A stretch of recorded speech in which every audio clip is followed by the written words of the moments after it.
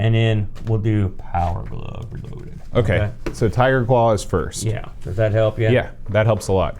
I need to turn my own self down a little bit here. How does our camera? It's not centered again. Well, it's because It's amazing. It's because you fiddle with it. Right. You should have little sailboats on it. Are you going to wear that when you eventually go sailing? When I take my sailing lessons, I'm going to wear this and the Yachtsman's Cap. I love that song. I listen to it all the time. You need to get a boating playlist together. Oh yeah, yacht rock, man. You know? It's a thing. It's not. It is. You know, one of the wrestling characters me and Tree liked, and he actually went on to have another character, but he was a guy named Smooth Sailing. Oh, I like that. And he always wore a captain's hat, and he was this real smooth guy. And one thing he always did before his matches, or after the matches, sometimes he would give his opponent a fruit basket.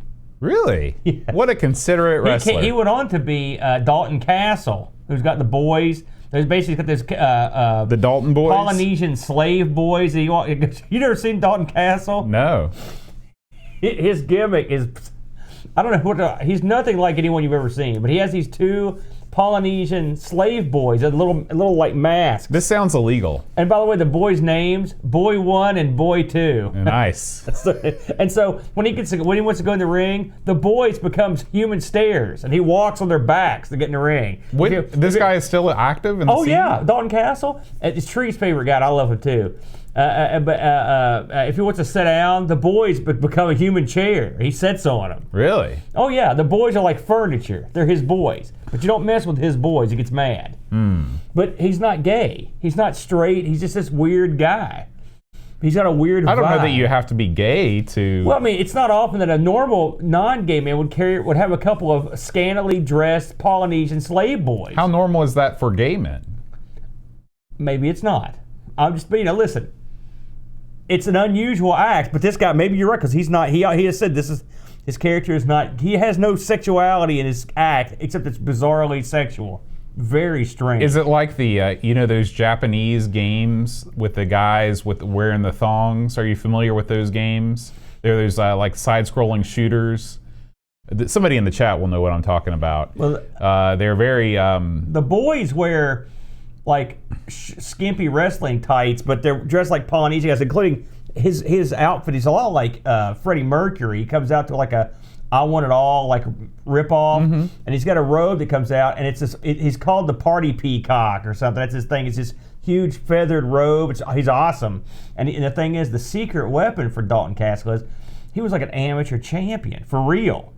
So, and he's super duper powerful for a little guy. So he does these like slow motion, gut wrench, belly to back suplexes. He's real super awesome power moves, but he's this little guy. But the boys also help him cheat sometimes too, because even though he's a good guy, he cheats. The boys have these big feathered fans with him. And so when a bad guy's on the top rope to get ready to get Dalton, the boys come up and go like this to try to blow him off the top rope. You know, he was world champion just like 6 months ago.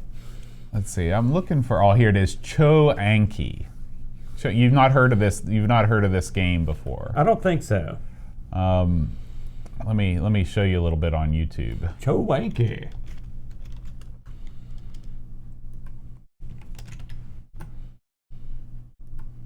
Oh, wait a minute. I have seen this guy. Right. That game, wasn't that a Gradius or something he was in? Yes, I have seen this. Yes, I've seen this feature. I'll put this over on the thing so people can see what we're talking about here. Look up when this is over. Look up Dalton Castle debut. Okay. And you'll understand what I'm talking about. It's spelled just like it sounds.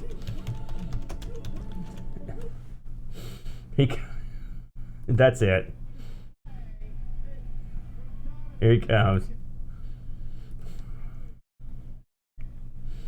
And no one had ever seen, but this is the same guy. You just skipped it. Oh, sorry. That's okay. This is good enough. Those are the boys. They wrestle down in Ironton occasionally. The boys do, yeah. Do they wrestle as Dalton Castle's boys? No, they're the boys. They're just the boys, and they're boy 1 and 2. Well, you know what they say: if the boys want to fight, you better let them. Well, they don't say that. Clearly, but the boys are awesome, and he's awesome too. He's a real good worker. Well said. So anyway, this all came from your shirt. What did? All this whole conversation about your shirt. This is Johnny Gargano. Johnny Gargano. I saw him wrestle in Nitro. Now he's a big, huge star. He was on Raw and SmackDown this week. Really? Yeah. Can you be on both shows? He did. He wrestled the WWF champions on Raw and beat them with his partner, and then he wrestled at the bar on SmackDown and beat them. He's an awesome worker, real good guy. But I saw his last indie match before he went to WWF full time. It was in Nitro and in front of about. It's crazy that you can go from Nitro to the WWE. Yeah, man. Hey, I saw the Hardys were their last match before they went to WrestleMania. And they were blew it. That was up. in Madison, right? Yeah, it was, man. It's amazing that Gargano came to Nitro to wrestle in front of 150 people. I never could figure out what he was doing there because he was already on WWE TV at the time. So I was like, what's he doing here? I lost my link. I don't want to post a link to that Japanese shooter. People might be confused. What up, chat? Say hello to the folks. Aaron. Hello to the folks. Let me turn you up here. There we go. We were talking about goofy off. Well, I don't know. We were talking about sailing for a while, and then that led into wrestling. Oh, okay. I knew there was some sort of. No, it's the same old podcast. I'm afraid. We'll just babble on. Edvin, you entered in your guess late, but you were correct on the Patreon song, so good on you. This one was not. People had trouble with this one. People wrote in saying they couldn't figure it out. I don't remember it. What up, Pix? Hey, Pixels. I can never remember your songs, and also whenever I listen to our shows back, if I do, I never listen to the. I'm just like I can't sit through that again. Cut that sucker right off. But I mean, you're great. It's great. It's a great bit. You don't know. When you're on the boat. I never share the messages that I receive saying, your song got me through tough times. Really? I was having a rough week. I want you to share and those. When I heard, Please share those with me. Modesty prevents me. Let me guess, you've deleted them. But they exist. I didn't share with you the many, many lovely messages I got from Henry Kissinger and isn't he dead? RuPaul. No, Henry Kissinger, he's still around. Henry Kissinger? So like Henry Krishna, that temple up there in the Golden Temple. Listen, don't badmouth the Golden Temple. It's a temple of gold, by the way, solid gold. I want to take Eve up there. I think she'd love it. Are you kidding me? She'd want to move up there. She loves gold. Really? That's her thing. That's her hobby. She collects gold. She should. You ever heard the theme to Goldfinger? Gold she sounds like that. Finger. Except he loves only gold, but you could change it. I could. You never seen Goldfinger, have you? Bond? No, it's a Bond movie. I've never seen it. Movie. Is that the one with the man with the golden gun? No, that's a separate movie. Any Bond film with gold in the title, that means you're golden. That's a good film. Really? Never been a bad. It's kind of like the odd or the even number Star Trek thing. If it's got gold in the title, it's a good Bond I flick. didn't hate 3, and I didn't like 4, so I'm not going to go with you. I didn't hate 4, but 3 was better. No, gold. You got your Goldfinger, great. Man with the golden gun. Thanks, Duncan. You got GoldenEye. Those are all great. I need to see GoldenEye because I played so much of that game. I feel like I owe it. Tina Turner sang the theme for that one. That's a good. When did Bond films stop having theme songs like that? They always have. They still have them. What's her chick just did for Skyfall? They had who's the chick that everybody loves? Adele. That's her. She did that one. And then the last movie was such a dud that I don't know if I don't remember what the song was for that one, but it was a. Listen, I don't walk out on a Bond film, but it still wasn't the worst Bond film I've ever seen. But it wasn't. You never told me your least favorite. Oh, man, I'll tell you, there's some real bad ones. Moonraker is. I hate Moonraker. But that one seems like it would be cool because they're on the moon, right? No, they're not. But aren't they on a moon base? No, they're on a base, but they're on the moon. It's like I don't think it's actually physically on the moon. I think it's in space. Lame. Bond in space. That's a fail. Although it had Jaws. The one that Connery came back for, I think it was Never Say Never Again. That was no good. I hated that because Connery was so old, weird looking. Was that after The Rock? After who? The Rock. Oh, no. It was well before. Because he looked good in The Rock, I thought. Well, I'm just saying he didn't look good in this. He was playing Bond in the film. Yeah, he was Bond. See, there was a contract dispute where two different companies made a Bond film. It's real crazy. I think it was remake as a remake. It's hard to explain, but it was no good. I'm trying to think of the really good. the movie after Goldeneye. What was that called? It had the Remington Steele guy in it. I can't remember. It had the Invisible Boat, some other crap. It was no good. Die Another Day. That was no good.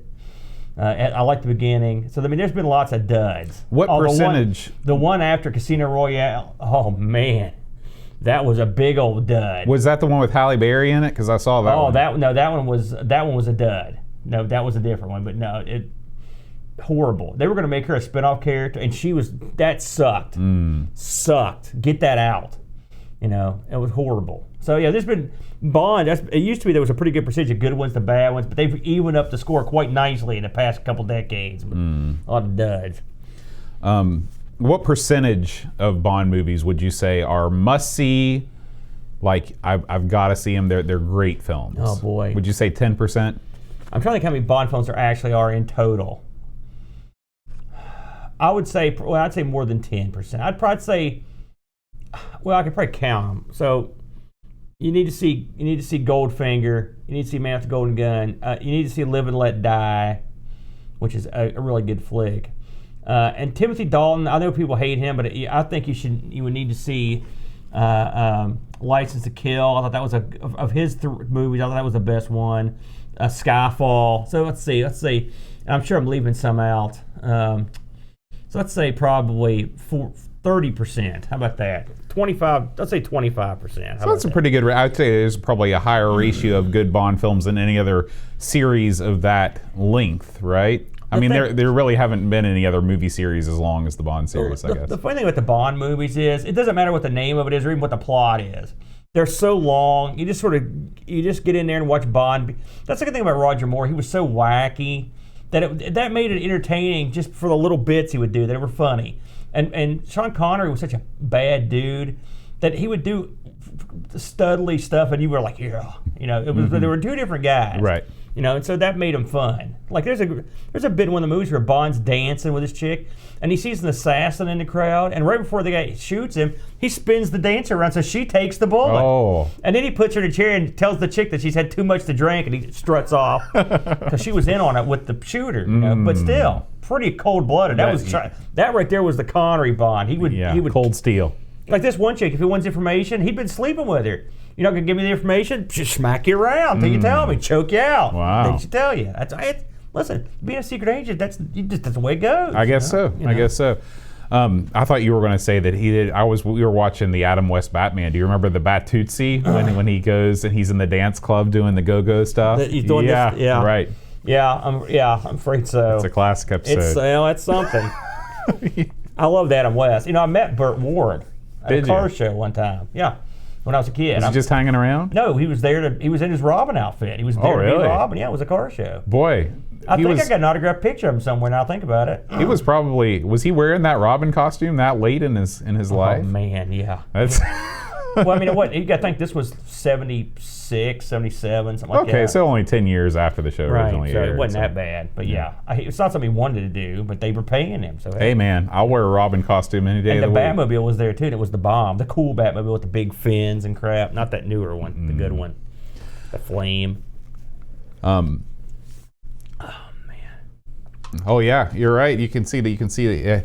It's all here. I'm just working my magic. Are you? I'm twisting the knobs. I miss your bizarre board of ultra coolness that you were so high on this thing that you took it back a week later. Well, that's you were my drunkenly way, hitting that thing. Woohoo! It worked out well for the one episode that we needed it for. But OBS needs to overcome some things. Is that the episode that is forever lost and we've never shown again? Yeah, that's right. So the one episode you used it. No, I used it when we reshot it. I used it also. Where is that band episode? Is it still lingered around? Oh, I'm sure it's still on the channel somewhere. We should just post that. We shouldn't. It wasn't that bad. I went back and watched it. It wasn't that bad. I didn't think. I thought it was kind of funny after a second viewing. I got a big kick out of it. Well, maybe we'll go back and watch it. Or maybe we'll go back and what was it? You could not figure out what Syndicate was. That's one thing I remember. You were half out of it. You're like, Syndicate, that's a great game. And here's what happens. Tell them what happens, just like. That was episode 50, I think. That was definitely the most that I've ever consumed live on the air. That was by awesome. a long shot. That was awesomely awesome. I looked at Brent. Brent looked at me. He's like, "Time to end the show." Yeah. Then I remember laying here on the floor of Amigo Studios for hours after. You called me up. You're like, "Oh, I'm puking. Oh God, help me!" It's like, but it's midnight. Yeah, like, I'm screwed. Yeah, it was awful. It was awful. Graham had just sent us the first of his many booze shipments, I think, and I drank about half the bottle. And Graham's got me through a few cold, dark nights with the booze shipments. Oh yeah. What do you think? You want to go ahead and get the ball rolling here? Yeah, let's do it. What do you got there? Some kind of goodie? Got a little goodie here. Okay. Do you have any pre-show hilarity to? Let's see here. Let me think about how I'm going to do this. All right. So yeah, we'll do a little banter. I got plenty more. Okay. I can go all night. I need to remember the names of the games that we're doing. I got them right here. Oh, yeah, you've got them right there. I got to write them down for me. You can't remember the games? No, these are hard names to remember. Powerglove. Reloaded. I've been reloaded a few times, you know what I mean? And Tiger Claw. That is all the people need to know. You ever seen Baron von Raschke? He was a German. He was the guy. Yeah, gimmick. he's the guy on Venture Brothers, right? No, this is an actual wrestler. And what I liked about the Baron is he was a German bad guy for like 20 years.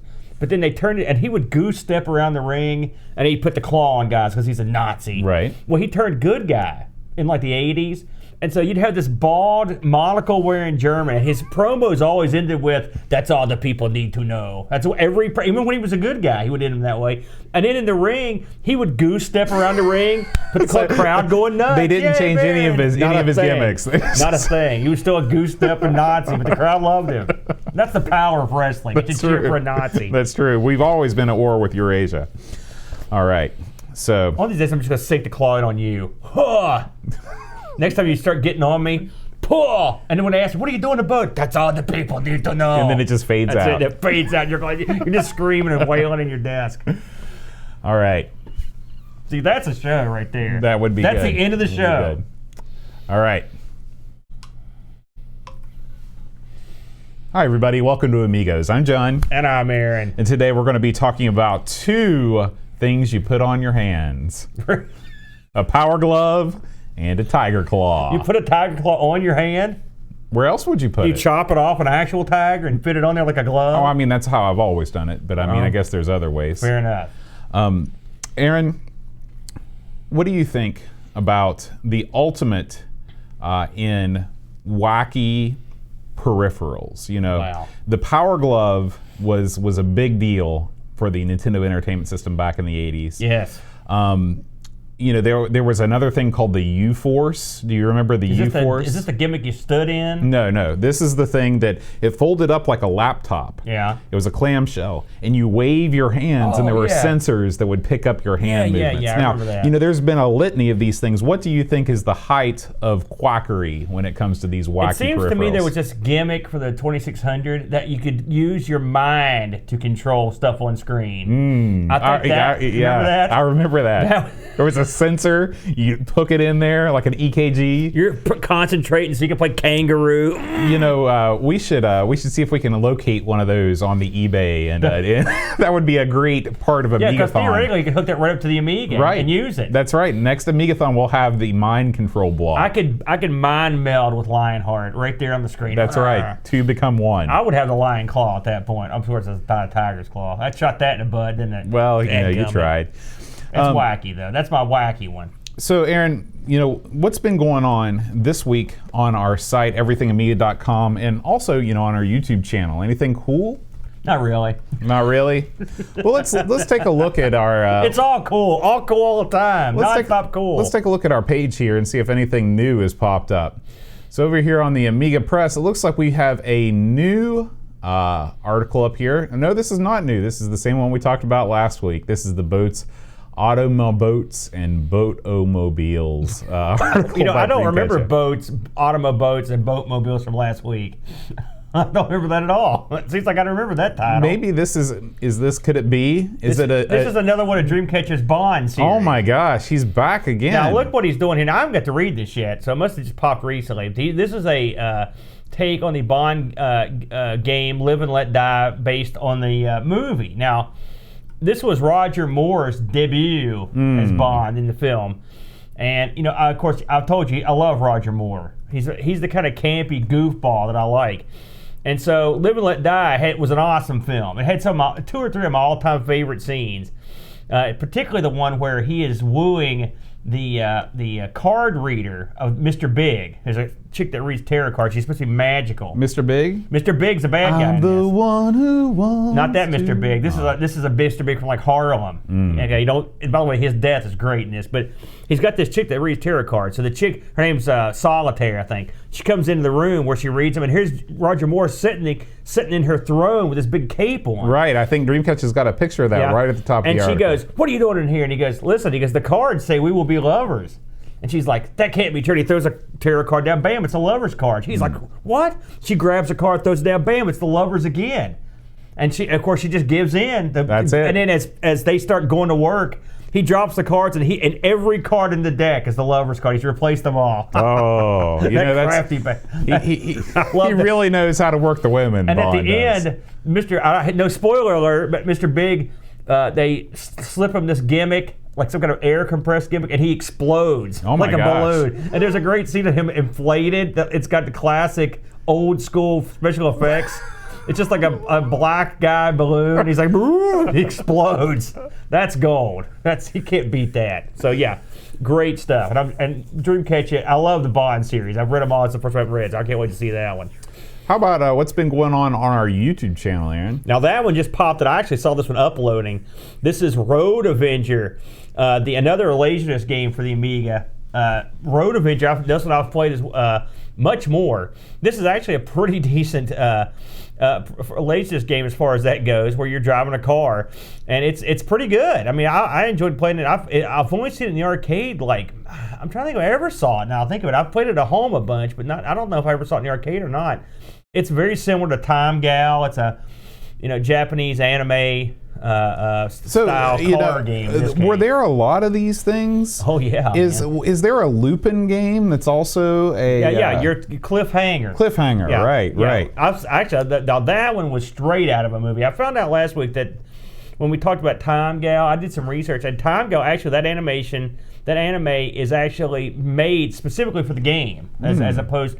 I also read that Time Gal is sort of loosely based on someone that made her debut in an old anime called The Dirty Pair. I used to watch that, and it was actually the very first anime I ever saw, adult type anime, not like a Speed Racer. So that was kind of neat.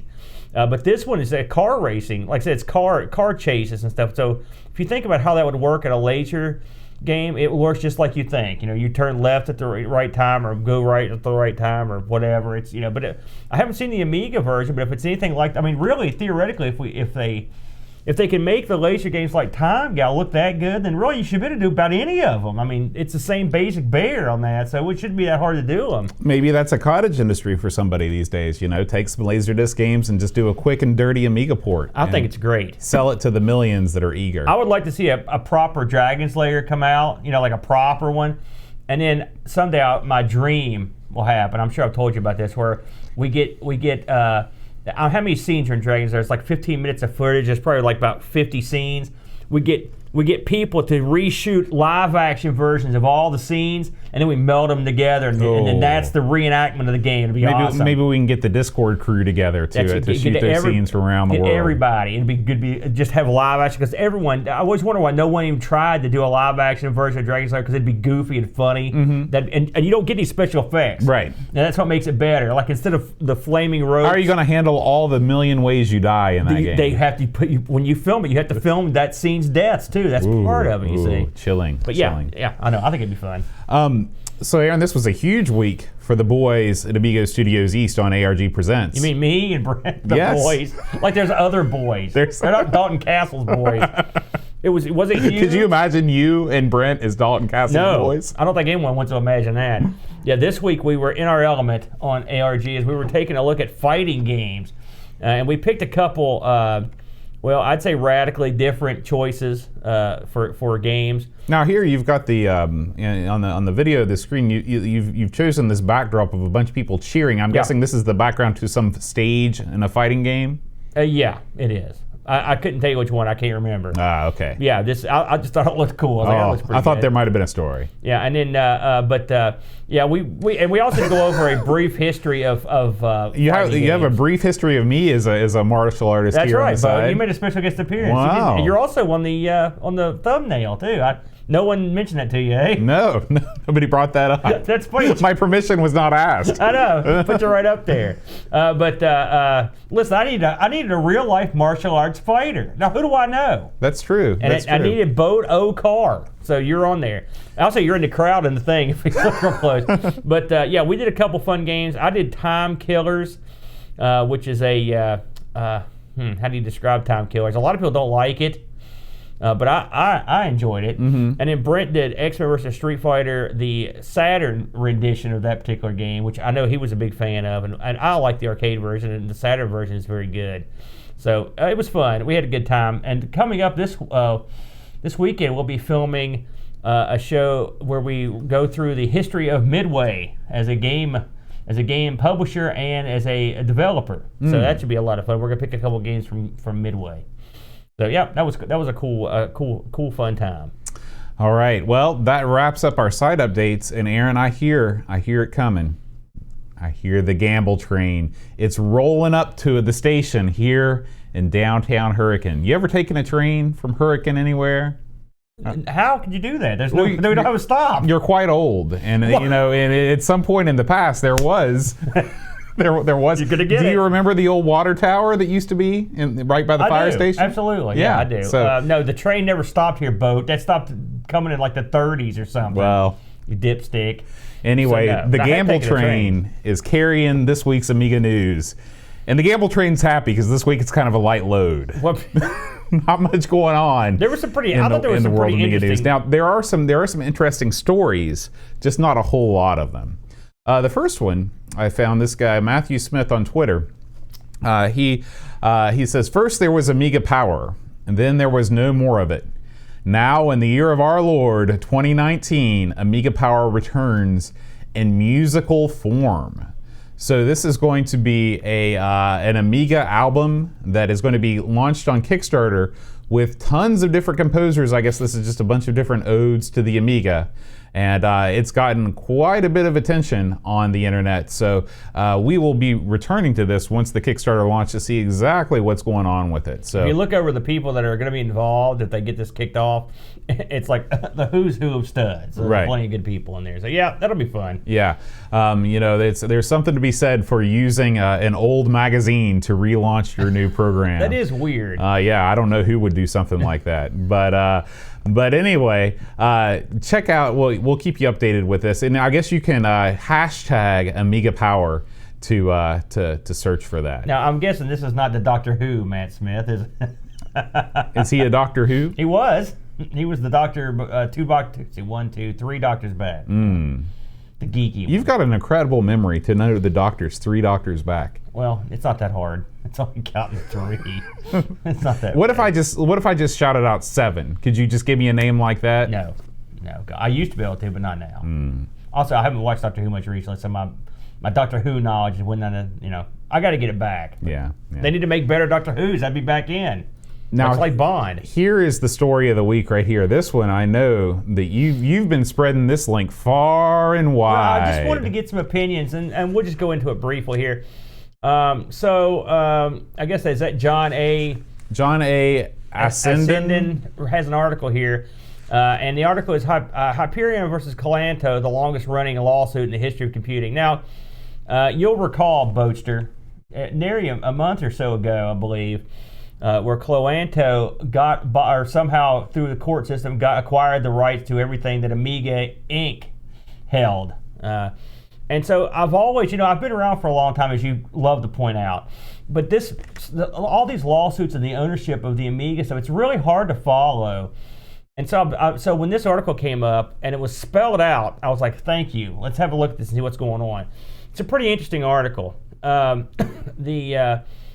and I'm not going to go into every aspect of it, but basically the gentleman that writes it is pretty much tells you who owned the Amiga assets, how the rights to the various items that are out there were distributed, and what's the situation now. And to summarize as best as I can, when Gateway 2000 bought the Amiga rights back in the day, and this is way back, Gateway, I think all their stuff, anyway, Acer ends up with all their stuff. So all Amiga stuff was owned by Acer, and presumably still is. Now, I'd heard that a long time ago. And then basically what the article goes into is how that they effectively licensed hardware production on Amiga stuff to the Hyperion folks, and then the Kickstart copyrights and whatnot went to the Cloanto folks. Now, some of this is fact, and there's some speculation in here. But since these two sides have gone to battle for years and years and years over various subjects, what the author of this article contends is that, and I've heard this from other people, but it was never spelled out, is that Cloanto is purposely trying to kill any sort of future Amiga development and sort of take Hyperion, all that stuff out of the equation. And I'd heard that, and I was like, well, why would they do that? Well, from the article contends that the reason is, and much like they just released that new version of Kickstart a while back that ended up being taken off the market because of another lawsuit. Well, since Cloanto owns these older Kickstarts, anything developed that's new that would invalidate the older Kickstarts would basically take away their ability to earn money with those Kickstarts. That's basically what the article contends. And so, effectively, what they're saying is Cloanto tries to take out all of this future development, but it's because if any of it gets a foothold, it would basically effectively destroy what they've got. It would lessen the value of their assets. Right. Because from what the fellow in the article contends, the only thing that they actually have the rights to are those old Kickstarts. And of course, their other big asset is Amiga Forever, which I use all the time. And we've actually covered Cloanto, and Cloanto has actually been pretty nice to us. And you had an interview with one of the developers for Cloanto. So I'm not here to bury Cloanto, but that's just. But I mean, it's got to be spoken about. But the contention is that they're basically making it so nothing can move forward, so their assets maintain their value. Strictly business tactics, not a popular move. I know that, and you've heard me. I've even speculated, why don't they release this stuff? What's the point? Well, they're making money, And the problem with Amiga Forever is, and we've known this. I didn't know exactly what kind of relationship they had with the Amiga Forever folks that do the emulator, or the UAE people, I should say.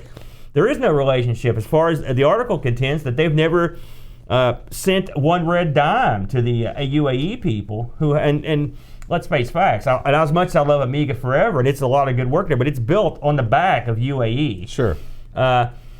It's not favorable to Cloanto, I guess is what I'm saying. So this is a story like a to be continue. I've reached out to a couple people to get their take on it, because I don't want to. I'm not here to bury anybody, but it was. I will say the article's a must read, and it clears up things quite a bit for a neophyte that doesn't know exactly what's going on, such as us.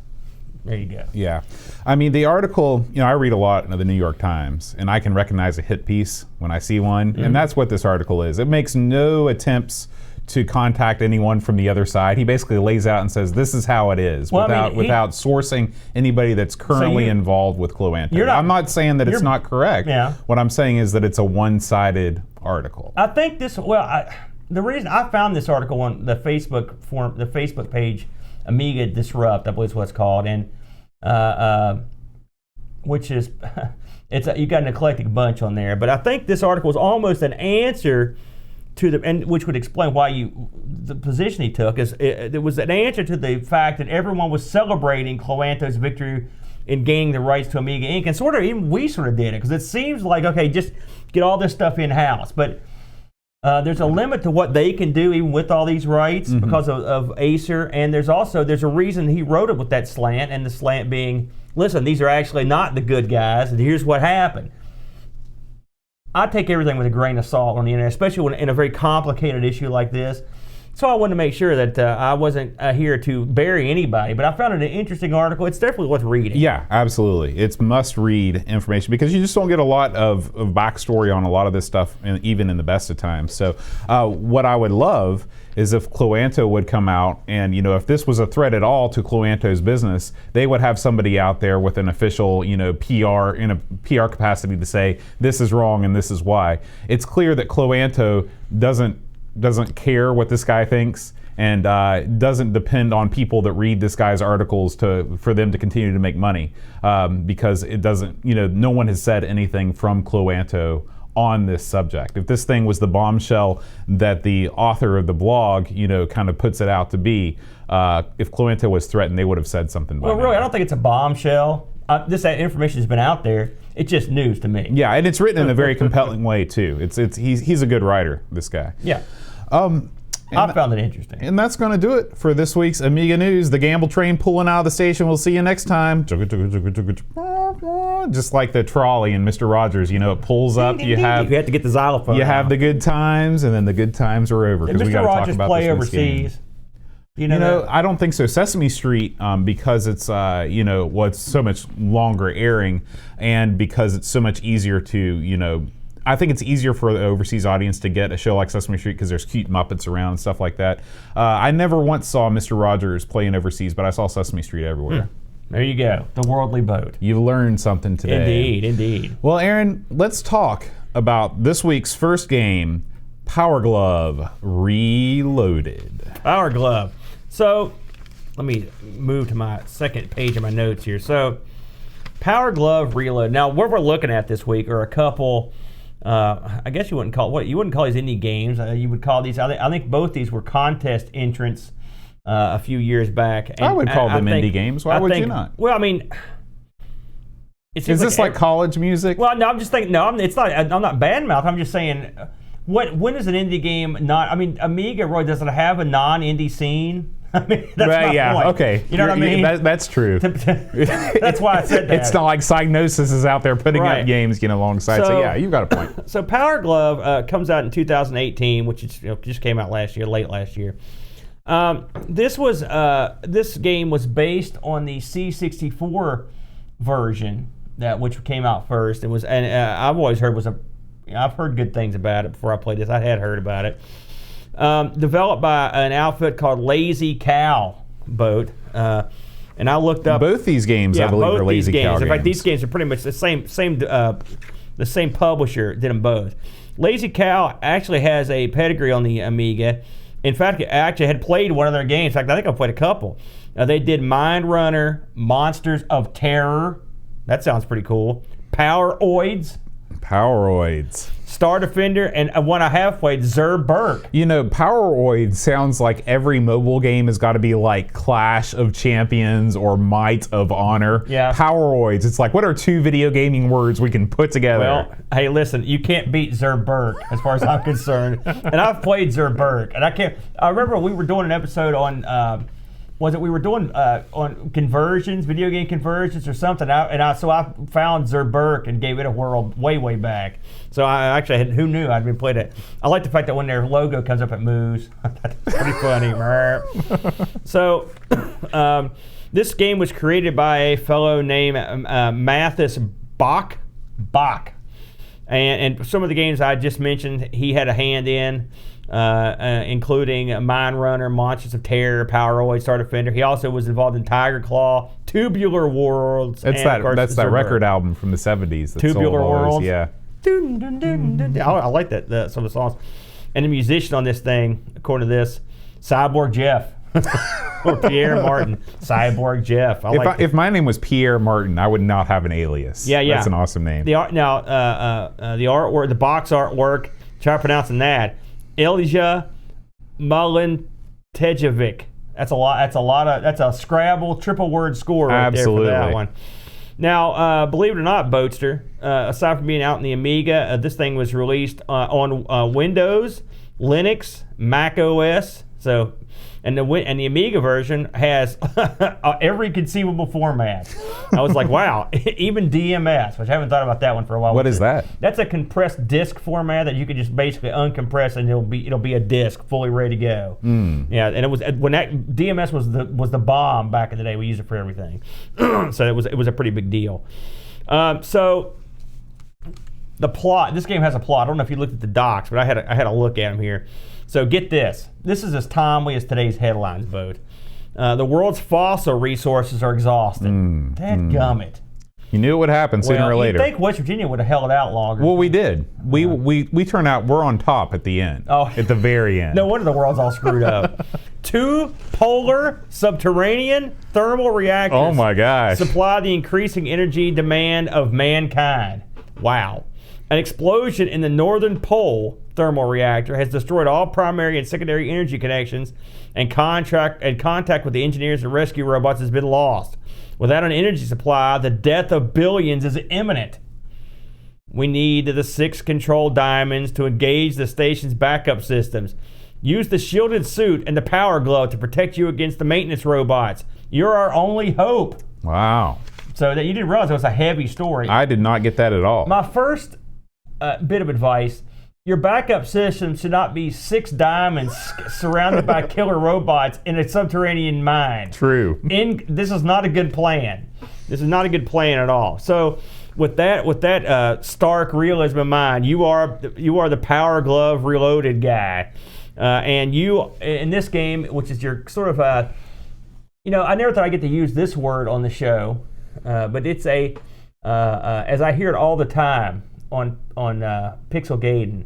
But this is sort of a what does they call it? The Metroidvania. Metroidvania. You stole my thunder. I'm sorry, I couldn't remember, and I was got to helping say you. it though. Metroidvania. Where's my beer?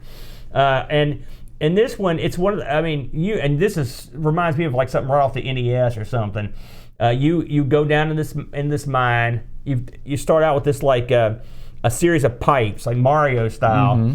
And you run over. There's a computer there. It says like I'm hosed. Right. Go take care of business. And there's a couple open pipes. You get a choice. You go down, and it's just what the thing says. You're going down to retrieve this stuff from this mine. The game opens with a pretty nice loading screen where the camera is sort of descending a shaft, and there's parallax in there. It's quite nice. Yeah. And some good tune kicking it off, and then you begin, and your guy sort of looks like a diminutive version of Mega Man. That's right. what he reminded me That was of. the first thing I thought of too. So now I know you played a lot of those old NES games. I'm guessing this is sort of up to your alley. What did you think of this thing, the premise, and what were your first impressions when you kicked it off? Well, yeah, at first I was very excited. I thought this was going to be like a Mega Man game for the Amiga. Unfortunately, the game sort of gives you 2, there's like 8 pipes at the beginning. Right. And 2 are unblocked. You can travel through 2 pipes. I traveled through what I could see everywhere I could go in those 2 pipes, and then I got stuck. And I couldn't figure out what I was supposed to do next. So I must have missed something very substantial in this game. One of the things that makes the Mega Man series great, you played some of the Mega Mans, didn't you? I have. Mega Man 2 in particular, I played that one quite a bit. That's the big one, isn't it? Yeah, that's the big one. So each level in Mega Man is different. There's different enemies, there's different environments, there's different backgrounds, there's different music.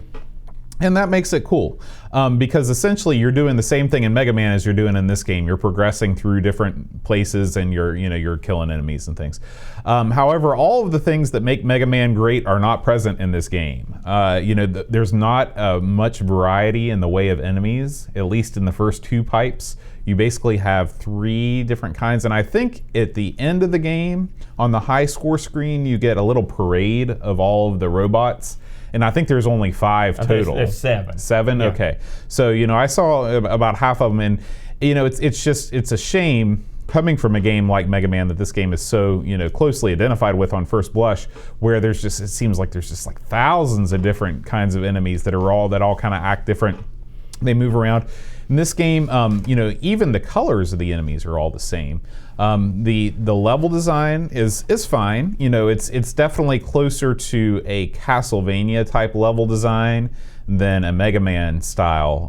There's a lot more verticality in these levels, and there's also an auto mapping feature, which is quite handy. I like. I will say as far as the mapping, I like how they put it in there. It's very. It stays at the bottom of the screen, and you can tell what you're doing. Yeah, it's inconspicuous. Yeah, you don't have to take your hands off the joystick and push space on the keyboard or something to bring it up. It's very simple. Yeah, you know. Yeah. So on the one hand, I think it's I'm always for new games on the Amiga. I think it's great. We purchased these ADFs. I think we should mention. For some reason, these games are free on the PC and on Linux, and I think on Mac as well. But if you want the ADF versions of these games, the Amiga version, you got to pony up some bucks. Each one of these games, not a lot. Each game, $3 a piece on these games. So, but we're happy to pay it. I love checking out new software. But at the end of the day, the most frustrating thing for me, and the thing that really kept me from coming back and playing this more, because it controls fine. I thought that the shooting was great. One life. You got one life to live, Odyssey 2 style. And when you've got a game of this size and you die and you've got to start over completely from the beginning, you don't want to play anymore. Well, I cheated. I can tell you that right now. I put this on my Amiga, and I was like, well, I'm not going to make it anywhere on this thing without being able to cheat save state. So I would say, and it didn't help that much, but I found it difficult. First of all, I want to go over some of the good things I did like. They give you button choices on your what you want to jump. Actually, both games did.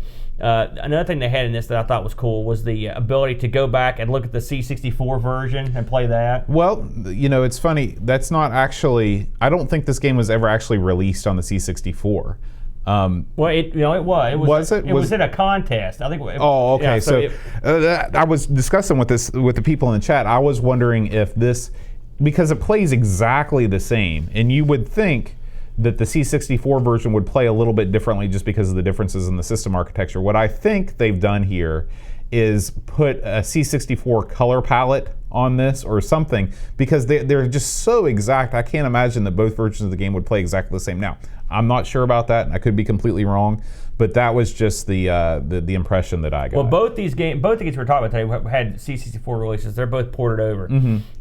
But I mean, it's neat. Of course, it's funny. The C64 version, which actually had a couple turns out, it reminded me an awful lot of of CGA in terms of the color palette. Mm-hmm.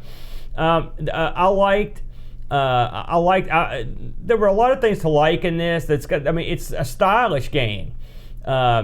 The robots are cool. I didn't have that big a deal with them. It's not a ton of enemies, but I didn't get far enough to where I could really make a determination of how many there were. I did manage to get to the first boss, so I felt pretty good about that. See, I didn't even get to the first boss. Yeah, I got to. I couldn't figure out how to find him. It took a while. Well, it took a lot of cheating, but I got there. It's amazing how far you can get when you continuously cheat. I like the fact that it's got boss battles. One of the problems I had, and this is a personal issue more than it is anything else, is that your Powerglove guy is small. He's very small. He's a tiny man. And I'm getting old. It was tough. I had trouble. It was too small for me. Now I know this is sort of the way. I know came over from the C64, and so I'm sure that was part of it. But and I do play Jumpman, but even Jumpman's bigger than this guy. This guy's tiny. So there's some jumps in this early on too that are really difficult. And the funny thing about this game is you could fall forever, and that's okay. But when you try to make a jump and you miss, you basically are falling into an area that you can't see, and so there's all sorts of. That's why I died most of the time, missing a jump, and I would get shot on the way down. You're right. The guy is easily killed. And some of the bad guys are like, I'll give you an example of something that really made me angry. So it was the very first game of this I had. I'm rolling through, I'm getting the hang of it, I'm shooting, I learned how to jump and shoot. And then I get to this robot that is positioned above me. Mm-hmm. And so I'm going to jump up and shoot him. He's got a shot that droops, it curves. And it were almost impossible to get past this. Mm-hmm. You're going to die the first time. Mm-hmm. it's the first level in the first 5 minutes. Give me a break, for God's sakes. Don't put this guy here, or at least let me see him somewhere else doing that before I get to him. It's easy to get frustrated. And you're right.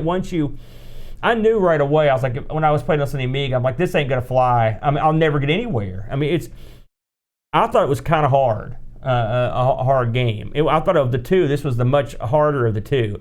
Now, see, I disagree. I thought Tiger Claw was more challenging. No, I didn't think Tiger Claw was as hard, but I'll explain that why when we get to it. I like the tunes in this. Right? I thought the music was okay. And I like the look of it, and it looks. I mean, this right here once again clearly tells me that the Amiga could have pulled off some of those Mega Man style games. Well, I don't know if this tells us that or not. I think there's a lot of aspects of this. Mega Man is about 16 times bigger, and there's a billion times more things going on. Well, there's a lot of stuff in this. I mean. For example, this proves that an Amiga can do a more colorful C64 port. Well, now you're being nasty. I think it does more than that. I thought it was a pretty decent game. Clearly, I liked it more than you. Clearly. I thought you would like it a lot more than me because it's more your genre of gaming. I mean, I like the fact that when you jump up in the air, your guy can bump his head. That was kind of cute. I like the idea that you get a level choice, I like the boss fights. Now, the boss fight, listen, it's funny, there's very little video. I don't think I could find anyone right. Actually after I got done playing, I went to YouTube to look for a playthrough and also for a video for us to use, and I couldn't find anybody that got any farther than I did. So I'm just using the video we're watching now is of my playthrough. Yeah. The boss is, I don't know how tough he was, but I mean, it took me a long time to get to him, and I had saved my game fairly close to him. But it was frustrating. But I mean, he was pretty cool looking. He wasn't anything to write home about. It didn't seem like it was that intricate. I went ahead and watched someone who got past the first boss, and you just pick this thing up, go up and unlock a tube. It's just like you would expect, But I think you've got to judge a game like this on a different, like I said, on a different scale. But I mean. Yeah, I guess the Amiga platformer scale. The bar is set so low. That's not what I mean. That's exactly what you mean. You've got to not know. I mean, there's like one or two guys working on this game. Oh, yeah. And it was entered for a contest. I'm not saying that the guys did a bad job. There's no reason to kill it. I mean, the guys, I thought it was a pretty good job. What you're saying is like you liked Mega Man, so you must love this game. And this is not like Mega Man at all. What I'm saying is, I thought it was a good game. I thought it's a playable game. It's again, of the two games, I prefer the other one. I think for more, but I've got my reasons. But this one has its, it's close. I don't know. They're both pretty close. I don't know which one I prefer more. The more I think about it, I think this one has a lot going for it. But the guy was a little bit too small for me. The controls were great. You had controlling options. I believe this has shared high score tables like that you can hook up. Now, I read this. I haven't actually tried it, but I think you can. If you have an Amiga that's set up on the network, it'll actually upload high scores to a online store. So I think that's kind of cool. That, yeah. I do appreciate the option to turn on up for jump. Without up for jump, this game would be infuriating, or without button for jump. So I appreciate that, and I appreciate this. Does this game, or was it Tiger Claw? I know Tiger Claw had a sound test at the beginning. I don't think this one did. The Tiger Claw had multiple soundtracks you can pick from. Now, one thing about this that, of course, we bought just the actual, the disc image, but. You can get this on CD and the box version. Yeah, the packaging is very impressive. It comes with a manual, it comes with a poster, a map, it comes with stickers and badges, so it's pretty cool. And maybe if I would have had the map to go off of, and I could have maybe seen where I was supposed to go. But again, it seems like I made all of this progress. Maybe if I would have done a better job playing the game, I would have liked it more. Well, I don't want to kill it, but. And especially for what it is, like you said, it's a contest game. Somebody worked on this and entered a contest. Nobody was working for money for this game, and they're selling it at very reasonable price. Even the packaged versions, I think, are only about €10 or something like that. Well, so. I think again, when I was saying you had to judge this guy, I was thinking more like when you bought a budget title back in the day and you paid £5 or whatever, you're not this is well above what I would expect for a $3 game. Yeah. Oh yeah. Point. There's tons of budget titles that are much worse. Absolutely. I don't want to. I'm not here to kill this game. There's that guy you hate, by the way, with the dropping shot. I think if I played it longer, I could get better. I played it. I had 3 or 4 sessions this week, giving it a shot. But it was frustrating, and I would say play it with something where you can save the states. That's what that'd be my final thought on it. I looked this thing up. Believe it or not, I found a couple reviews for these games. Of course, Lemon has this one very high. They rate everything at an 8.1, and Retro Video Gamer has this 8 out of 10. So we like those guys over Retro Video Gamer. Yeah, those are both good scores, and I think this game is probably something. If this is your genre of thing, you'd probably dig it. It was okay for me. It's not necessarily my kind of shooting game, but I thought it was okay. Yeah. Well, you want to take a look at Los Tiger Claw? No, I found this one the more intriguing title, but mostly because of its connection to the old game Bruce Lee. So Bruce Lee, if you haven't played this game, I know Graham doesn't like Bruce Lee. I saw him post something about that. I couldn't believe it. Bruce Lee came out way back in '84, and this thing came out on. It was on everything: the 8-bits, the Atari 8-bits, MSX, ZX Spectrum, Amstrad, BBC Micro, C64, DOS, Apple, and the PC-88. That's every possible thing that was out in '84, I think. And it, of course, was a licensed title. It's one of the earliest licensed titles. It may have been the first. It was real early. Where you play Bruce Lee. And in this game, you're going around multiple screens, and you're collecting lanterns and trying to avoid a ninja and a guy called the Green Yama, which is a sumo wrestler. I love the Green Yama. And he has this awesome call whenever he enters the screen. Oh! When you're playing 2 players, you could actually, I believe, it seems like you could actually make him make that noise with one of the buttons. Yeah. So this game was sort of billed as the unofficial spiritual successor to Bruce Lee. I mean, was it ever actually billed that way, or did we just infer that? No, it was billed that way. Okay. And if you look at look at this, if you're watching the video right now, if you look at the screen, I mean, the opening screens are almost. They're not exactly the same as the original. I mean, they're obviously more than inspired by them. They're dead on. So in this game, you play Tiger Claw. This game's actually got a wacky backstory too. 4 magic scrolls have been stolen by the 3 Lords of Evil. What do you expect the Lords of Evil to do? They're not going to give them back. No.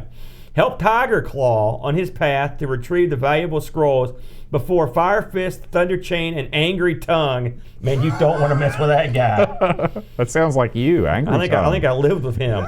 Can reveal their full potential. And now, of course, your guy is Master Lee. Get it? I get it. Yeah. Master Lee, PhD. That's the Beastie Boys song. I say your guy, the guy who set this up, he transferred some of these scrolls powers into 4 masks, and you got to go get the masks. Go fetch them. Okay. So, Tiger Claw. Now, if you've played Bruce Lee, which I've played it forever and ever, you'll know that in that game, again, like I mentioned, you go and collect lanterns. And the funny thing about Bruce Lee is the fighting aspect of it is basically just to get those guys off you. You don't you're not going to really tie up with them because it's pointless. You're collecting, you're getting them out of your way. You can sort of daze them, and but you really don't want to tangle with them. And you get to the lanterns, and if you play the original, it opens up an underground world. After you get so many, you go underground, and you go through the underground world trying to collect everything. Tiger Claw is a whole different type of game, isn't it? This game is it's a platform game where you have to follow a certain sequence to get through the levels. There's no collecting, except for the masks that you get at the end of the level.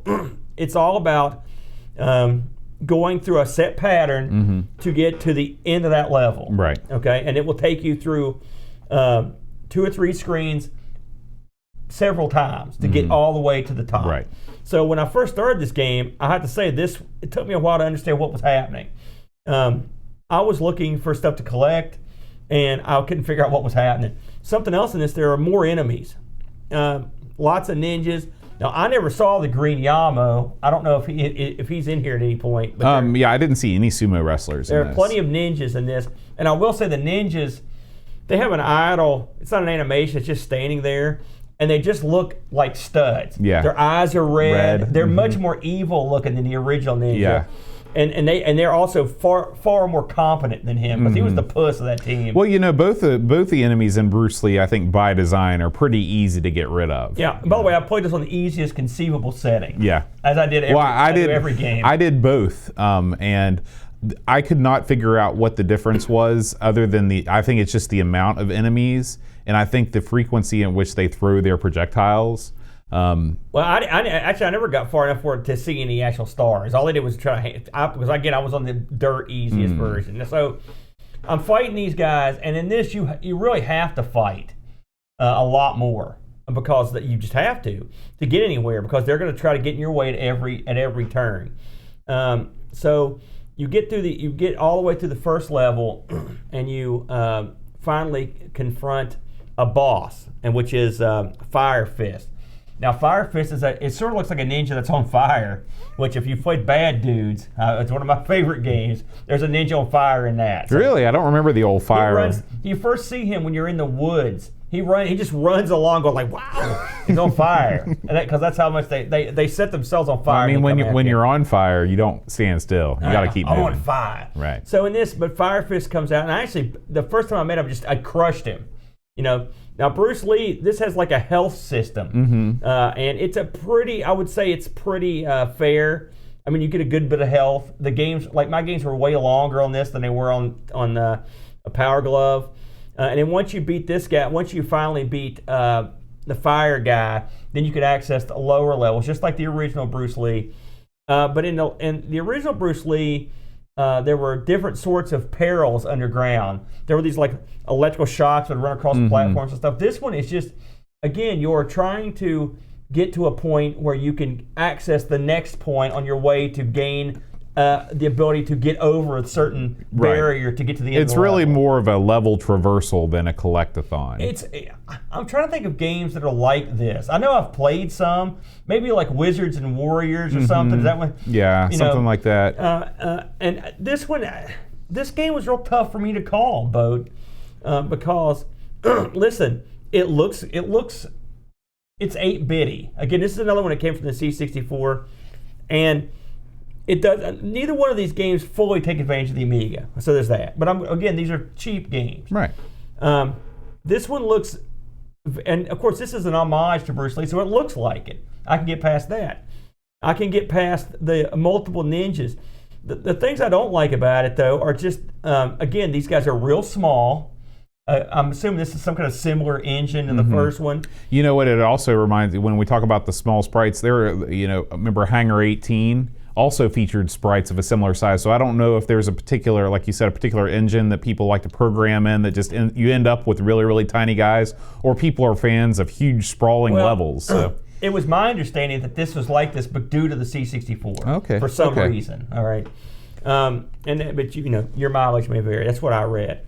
So I got most of the way to the second area, and I just couldn't get any further. I would get overran and killed. Ricky DeRocher brings up a good point in the chat. He says Dark Castle is a game similar to this, in that you're traversing the levels, to get to that next. Do you find that? Because I know that you did Dark Castle in one of the ARGs. Oh man, Dark Castle, the controls in that were so bad. Yeah. Oh man, it looked so good, but man, it controlled like a dog. I didn't get very far in Dark Castle. I think this game. Oh, I've been chatting. What were your opinions? Because you also played the original Bruce Lee, and again, we can judge this on its own, but since it's built as sort of a spiritual successor, go down that road. I love Bruce Lee too. Me and you, we have that in common. We can't help it. I felt like after playing, I feel like if I would have played this before Powerglove, I would have liked it more. But I think that the platforming is better in Powerglove. There were frustrating things in this game for me. Like, there are so many jumps where you don't know if it's just you can't make the jump because you're bad, or you can't make the jump because it's impossible. That's true. I agree with that. And that's frustrating. I sort of like games, and this goes back to the Metroidvania thing where they put stuff out of your reach. It's like, hey, there's this thing up here. You're probably going to be able to get to it later. But I didn't ever have any experiences of getting to that thing later. It just seemed like all the stuff that was out of reach continued to remain out of reach to me while I progressed further on down the game. So maybe that means at some point you do a massive amount of backtracking, to get the stuff. But my main issue with this game is a Bruce Lee clone, is that the combat, I felt, although it is very generous with the health. You can go a long time before you die, but the combat itself was very unfair in terms of like the hitboxes and the feeling of being a ninja or a martial arts master was not present for me in this game. When you hit the green Yamo with the flying kick, and he goes down, you feel like, man, it connects and it feels solid. This game, because of the overlap with the sprites and because of so many characters on the screen, I just felt like I was flailing my arms all over the place. Sometimes I'd kick, sometimes I'd punch, sometimes I'd stab. My problem with it is just it was so small that it's hard to see. I had trouble gauging what was going on in the combat. Because if you think about it, the original Bruce Lee was mostly platforming with little combat. Right. But I never really thought like a stud. I felt like Bruce Lee's getting the heck out of here. Oh, I feel like a stud every time I play Bruce Lee. I felt much more studly in this because there was so much more fighting involved. It's definitely more combat heavy. This game, I kind of wish that Powerglove, one of my complaints with Powerglove is I felt like there weren't enough enemies. The levels, the screens were too blank. But this one, I feel like there's just a little bit too many in some of the screens, or at least I never felt equipped, even on the earliest stages, to dispatch even like 3 or 4 guys on a screen at once. Well, they'll whittle you away, that's for sure. So I didn't get past, like I said, I think I got pretty close to this end of the second level. And this is another one I use save states a lot and tried to go back and forth. But again, it's frustrating, I think this is another game. And on the easiest level, I still had trouble. And much like the other game, I had trouble finding a video of anybody beating this too. Did you find any of those? Nope. That's why we're watching my playthrough. So I guess I like the idea. It's almost puzzly, and I guess here's what I could compare it to. It's sort of like a Prince of Persia to a certain degree, not in terms of the gameplay, but the platforming element where you have to get one place to get to the next place, to get to one place to get to the next place. The jumping is difficult. The gauging the jumps, you're right. Until you understand exactly what this game is, after a while I realized I'm gonna go try that jump because I don't think I can make it. And that means I'm probably not supposed to make it, and I would move along. Right. Once I've understood that philosophy of it, I could move on. And it's funny. Packbelly in the chat, he says this game gets better once you start collecting the power-ups. This is the same thing that I harp on time after time with Amiga platformers. Is like they put all this stuff in the game, and I'm never good enough to get to where it gets good.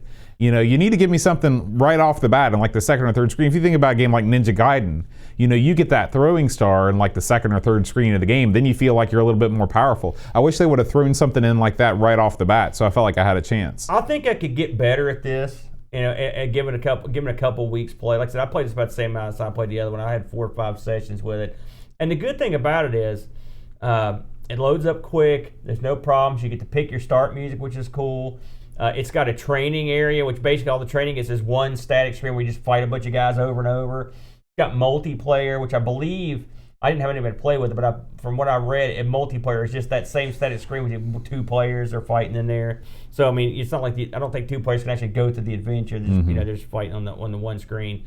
I think this one's okay. I think they're both okay. Yeah. And they're both games that you could probably invest some time in, and for $3, it's a good bargain. I agree. But if you buy this and this is what makes it sort of a downer for me, if you buy this on the basis that this is a spiritual successor to Bruce Lee, it is not. It looks like Bruce Lee, but it doesn't play like Bruce Lee, and it doesn't have the collection aspect of Bruce Lee, which made Bruce Lee fun. if you're going to compare the two games, and again, I didn't get as far in this as I've gotten in Bruce Lee, and I've spent 30 years playing Bruce Lee, but I prefer Bruce Lee. I like the collection element. I don't like the fighting element because that's not the strong point of the game. And if you're going to have that aspect of the game in this game, I would like characters large enough to see what I'm doing. So that's my opinion on that. Anything to add to that? I agree fully. But I mean, I thought it looked good, and I also appreciate someone taking the time to try to do something in the Bruce Lee vein.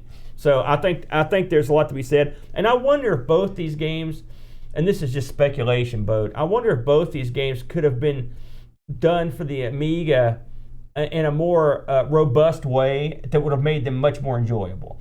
I'm talking bigger characters. I'm talking a little bit of more panache, and I mean that's probably not what they're all about. But I'm saying I think these games would have improved greatly if they had taken advantage of just a little bit of the Amiga's power. Yeah. You know, what I'm thinking of is having a sprite about the same size as your guy from International Karate Plus, you know, with that move set, and then going to town on a bunch of bad guys. That sounds like a good time. Yeah, I think that'd be cool. Or even giving your guy maybe a couple actual like moves, I'm not saying make him like a Mortal Kombat guy, but you know, in this, when I was fighting, I just sort of, like you could do a flying kick, and then you kind of went up and hit the button, and you saw what happened. Again, this one also gives you buttons, choices on the buttons, which is good.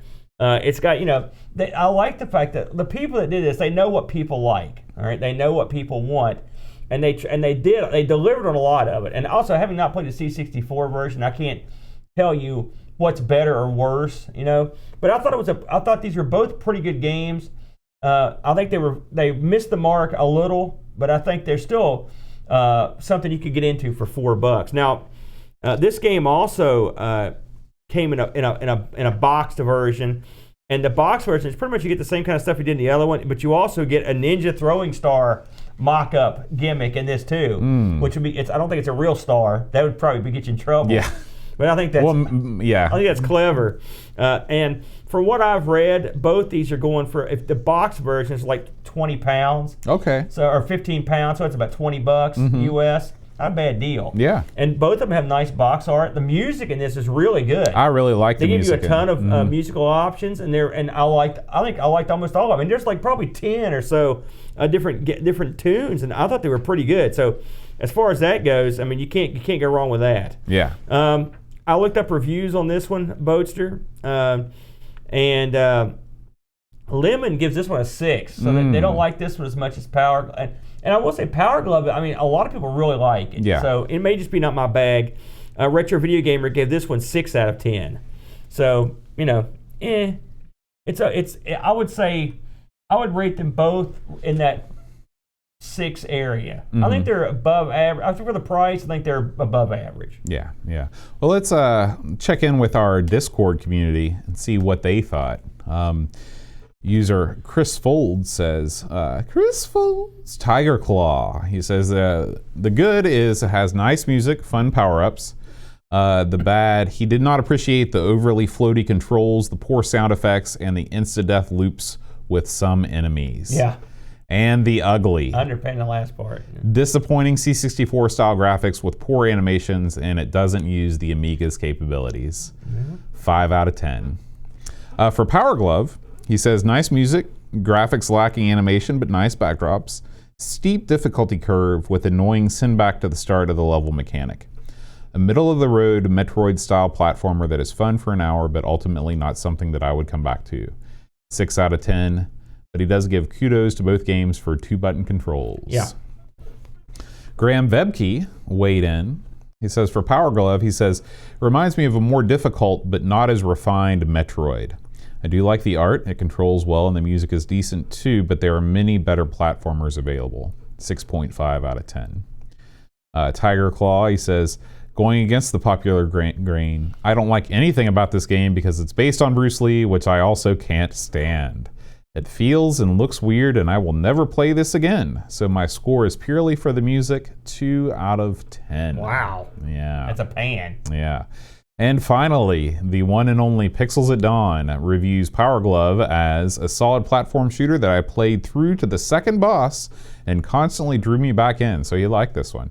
The character inertia is a bit distracting, but the graphics are good, and the soundtrack by Cyborg Jeff is pumping. We forgot to mention that inertia element to it. It's subtle. Yeah. It wasn't too bad. Not too bad. 8 out of 10 for that. And then finally, Tyler Claw. He says, I don't know the original, so might be unduly biased, but I found this to be an average flick screen brawler with an okay graphics and sound, but dull combat. I suspect the multiplayer mode is a bit more fun, however. 6 out of 10. Pixels just mentioned on chat that the multiplayer is in fact deathmatch, but you can have 4 players and you get to be some of the boss characters. Oh, okay. Pretty cool. So that might be worth checking out. That might be fun. But I mean, I think this game would have had a better life if you could have like 2 people actually in the game at once. That would have been running through it. That would have been kind of cool. No, and it's certainly room enough on the screen for 2 people. Yeah. Oh God, yeah. It's like your guys are like lemming size. So we did get some feedback from last week, Aaron. The first thing, actually, we got this feedback way back in January. I got this card from our boy O'Brien's Retro and Vintage. I got it, I read it, I put it on the table, and I forgot about it until I was cleaning up Amigos Studios last week. And I come across it, and I said, I emailed Jonas, and I said, Jonas, have we read this card on the air? And he's like, nope. And so I was like, oh, well, we will remedy that this week. So Jonas, this is straight out of Norway. Jonas says, Dear John, Aaron, and Brent, first of all, a very festive, wintry card picture on the front there. That's just an average day in Norway. Viewers at Guys home. walking in the snow with That's torches. right, with torches. Yeah. He says, wish you all a very Merry Christmas and a Happy New Year. Thanks for making so much cool Amiga and other platforms as well stuff in 2018. Love watching your regular Amiga podcast, but also enjoy ARG Presents. Stunning. The FM Towns episode was very interesting. It was.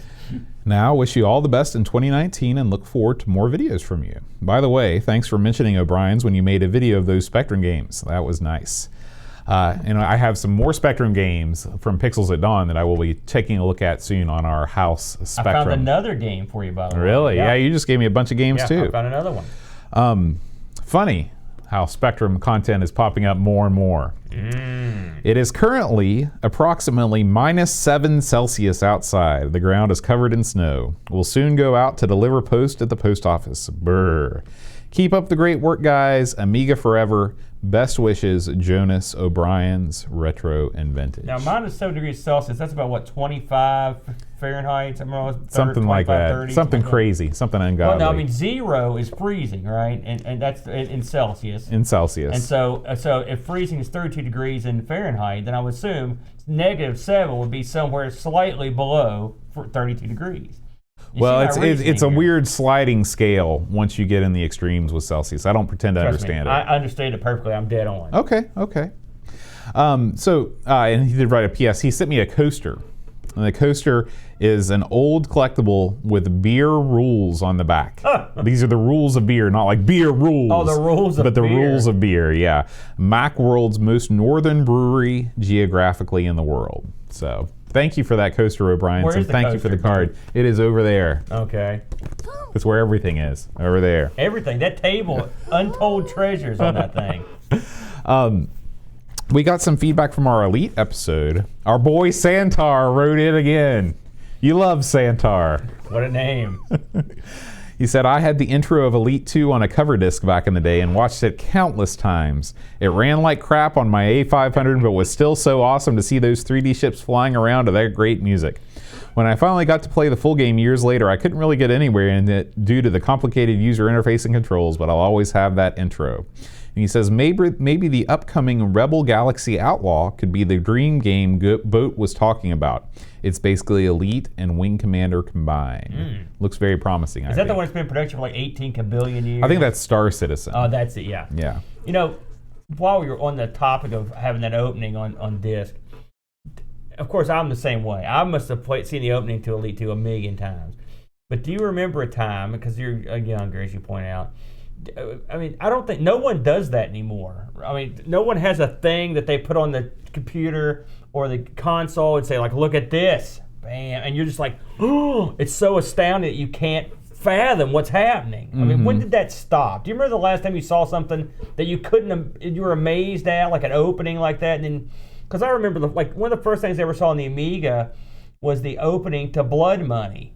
with that awesome song, and then that ship flying through the asteroid belt, and the Earth comes up, or the opening like Shadow of the Beast or 2 or whatever. I mean, do you remember any openings to games that really blew you away back in the day? Oh yeah. Well, I remember when a lot of 16-bit games. The gulf was so wide in my eyes between the 8-bit consoles and the 16-bit consoles. Right. So whenever I saw, for example, when I saw Madden for the first time, it looked, and we called it 3D, even though it wasn't 3D. When it was on that new playing field. When I saw all the Mode 7 stuff with like Pilot Wings on the Super Nintendo, that was super awesome. But I continued to be thrilled by graphics probably up until around the PlayStation 2. I remember when Final Fantasy X came out, that was very graphically impressive. The last time I remember being really wowed by graphics, I think do you remember seeing in theaters, there was a cinematic trailer for the first Gears of War game that played the Mad World song? Oh yeah, that was great. I thought that was impressive. Yeah, that was probably the last time I saw video game graphics, and I was like, wow. Now I just take for granted that if they want to make a game that looks like real life, they can. I'm telling you, I remember, and the Amiga was the embodiment of like flashy intros. Mm-hmm. Like this is the intro computer. Yeah, just the PC, they got into it, but I mean, the Amiga, you had stuff like Another World. You had the Wing Commander stuff was all that the cool. It's got the band comes up and stuff. Right. And then even I remember seeing anything that didn't have a film at the beginning. When that started happening, that pretty much took that aspect of it away. But it's awesome to show like another one I loved, TV Sports Basketball, where it's got the whole network. It looks like a TV show. I mean, it seems it's not really graphically impressive, but it's just cool. Yeah, well, I mean, it was graphically impressive at the time. You're like, holy snow. Another one, like all the CinemaWare games had awesome openings. Three Stooges had an awesome opening, but where it pretended to be Defender of the Crown. I used to put that in just to show people. But I think that's different than the beginning of Elite 2. The beginning of Elite 2, your eyes pop out of your head because it looks so awesome. It is, but trust me when I tell you this, Boat, those other games graphically were so... I mean, most of my friends had PCs, and they would see Three Stooges in full color with the sound, the Three Stooges, the digitized picture. Yeah, that was unbelievable stuff back in the day. And it would blow people's mind. I remember showing people the opening to Wings over and over, where it talks about, it has the quote from about the airplane would end all wars, the chisel taken off the beach. It seems dopey now. Another one, Impossible Mission. My buddy had on the C64. Stay for a while, stay forever. Played the crap out of that, and just for that, he loved that. So his email just reminded me of sort of a bygone era. You don't really, no one cares about that anymore. Yeah. We also got a message from Jim Plays Games, the guy that does those all those great tutorials. He says, "Thanks for the shout out. Glad you liked Frontier Fundamentals. As you said, the incremental save feature is very handy. Saving constantly helps avoid some of the frustration with the inevitable catastrophes. The game does have quite a few issues, but it's worth working through them just because it's such a rewarding experience in the long run. A most enjoyable podcast. I'll be tuning in. Cheers." Thank you, Jim Plays Games. I needed Jim. I don't know who did the demos for what was that? Sim Life. That man, I know I credit him on the show. It's another guy. Some of these guys, I give them all the credit in the world because I have no way I could have figured it out. Yeah, lifesavers. Aaron, it's time to come to the end of the show. Oh, I forgot something. Never mind. It's not time. It's time for another contest. Oh yeah, I forgot about the contest. We should have put this at the front. Nobody listens this late. They're just like you. They turn it off when we get to this part. They're here. Okay, everyone, I need some help. This is an Amigo Aaron help contest. So recently, I have tried to get my arcade up and running, Bo. As you know, I've had I finally got a good main machine set up. I'm starting to work on the pinball machines. My arcade is in a medium-sized metal building. All right, and what I need, because I am devoid, and you know this, Bo. I am devoid of all creativeness. I have none. Zero. So what I'm asking is for you, the Amigos audience, I'm going to announce this on ARG as well, to come up with a good theme and some ideas for decor for my arcade. All right, I want a good theme. Now, keep in mind I'm poor, so it has to be something I can do on the cheap. But I want it to be clever. And if you have any thoughts on it, you can email me at arg@mail.com. This is the arcade mail address. Send me your ideas, no matter how goofy they are, because you know I like goofy.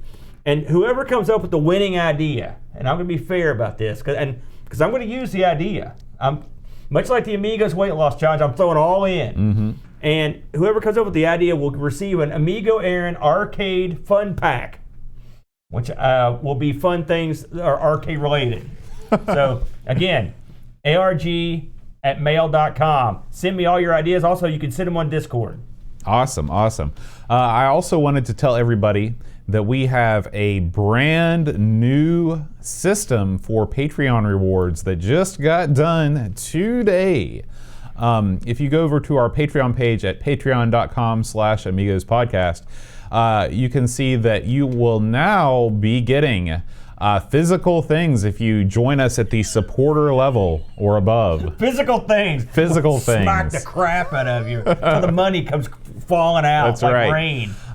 So if you support the show at the Amigo supporter level, which is $4 a month, you can get an Amigo supporter magnet. These are exclusive magnets only available through Patreon, and they will come to you every year that you are a supporter. Yeah, they're cool. This year's magnet features none other than your boy Lionheart.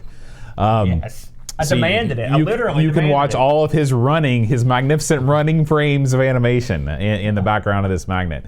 If you support us as a member of the Amigos Game Selection Committee, you get a special magnet in addition to all of your privileges herein with the choosing the game that we play every week on Discord. And of course, if you support us at any level, you get access to our marvelous. Who was the guy that said that? That was Billy Crystal. Billy Crystal. Marvelous. Right. Our marvelous Discord server where things are happening all the time. And we've added a new tier, Aaron. A new tier. This is the Amigos Loot Crate tier. What? Okay? So if you support us at the Amigos Loot Crate tier, once a year we will send you a box full of awesome stuff from our own personal collections. Who knows what could happen? Who knows what could turn up in these boxes? Sealed Amiga games, crazy stuff you've never heard of, wackiness. So bits of my beard. Yeah, locks of my hair. No. Anyway, if you haven't been to our Patreon page recently and you are not yet supporting the show and you would like to, this is a perfect time to jump in. Once again, that is patreon.com/AmigosPodcast. It's blowing up, Boat. It is. It's blowing up.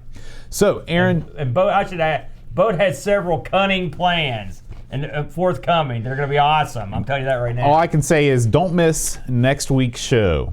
If you're watching live, don't miss next week's show. And if you don't watch next week's show live, there will be an announcement. To be fair, never miss next week's show. That's true. Next week in particular, That's never true. miss that one. Aaron, last week we had 2 winners of the Patreon Song Challenge. Just two. Many folks racked their brains trying to think of what the challenge was. And the winner, as always, came to us from the Scandinavian countries. They really, people over there in Norway and Sweden, they're in tune with my voice. You know, they got a lot of billy goats over there, mountain goats. Well, I was thinking more about ABBA. No, are you kidding me? You know, some people call me the 5th ABBA. No, they don't. Scabba, the fake ABBA. You know, that's funny since we just had a strike. Yeah. Bam. The last week's song was Wide World by Cat Stevens. Yeah, that was no. Try again. Barkbit said that was also made famous by none other, as timely as today's headlines, Mr. Big did a cover of this song. Kelly. Boy, that was timely. That is Mr. also Big, timely. Not timely. Hey, Mr. Big, he's always timely. He died horribly. He could have sang that. He blew up. I wonder who was Mr. Big in the band. It was like, was it Mr. Big was actually this one guy? Kind of like Hootie. There wasn't actually a Hootie. So you're saying there's a Mr. Big is a band called Mr. Big, but there's a guy named Mr. Big? In the band. It's like a big country. It wraps around back on itself. We just talked about big country at work today, ironically. As Hilarious. timely as today's You know headlines. what country big country's from? Australia. No. We looked it up. They're Scottish. Really? Yeah. That's not a big country. Hey, listen, maybe they moved. I thought they were Canadian. Shows you what I know. So, Aaron, this week we have a new song. We have a new challenge. If you know the answer to this week's Patreon song challenge, you can email me, not at some fake email address I made up because I couldn't remember the real one. No, that is the real one, Bo. I made up. You can email me at john@amigospodcast.com. It is a real one. It doesn't get used much. It's on ARG every week. Okay. So, He never emails. here we go.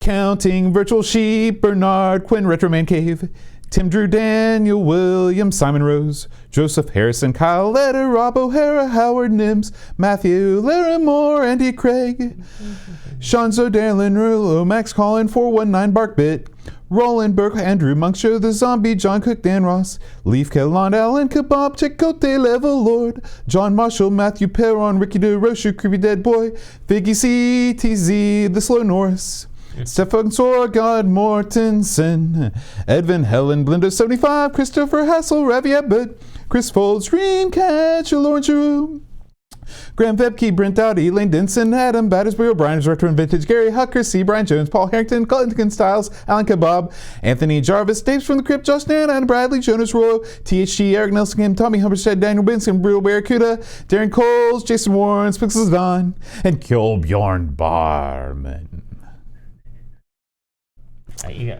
Was that? Let that one tickle the old brain button. Yeah, that one was. Yeah, even Brent knows it. Well, he's dumb as a sack of ham. There we go. Aaron, next week we got a monster show. This is, how long has it been since we've covered a puzzle game on I think Amigos? it was that one based on the chips. Right, Curly and his Quazy Quavers to Elmer Fudd it up. That, didn't we? we didn't enjoy it, but we did enjoy the manual. Yeah, that was funny. This week, the Quavers, they were good. This week we're going to do a game called Pipe Mania. Oh, okay, yeah, I've heard Pipe that Mania. one. Come to Pipe Mania. Come to Pipe Mania. That's not the song. We surely. mean you. This is why you don't get any soundtrack work right there. Well, it's one of the reasons. Yeah. So, guys, thank you for listening. Thank you to Knight and Staff. No, not him. Brent, the boys at ARG Studios. He's there now. I'm feverishly working on this week's show. Ricky DeRocher, Duncan Styles, Graham Vebke, Panthro Strife. Yeah. Oh. Craig McClellan, Paul Harrington.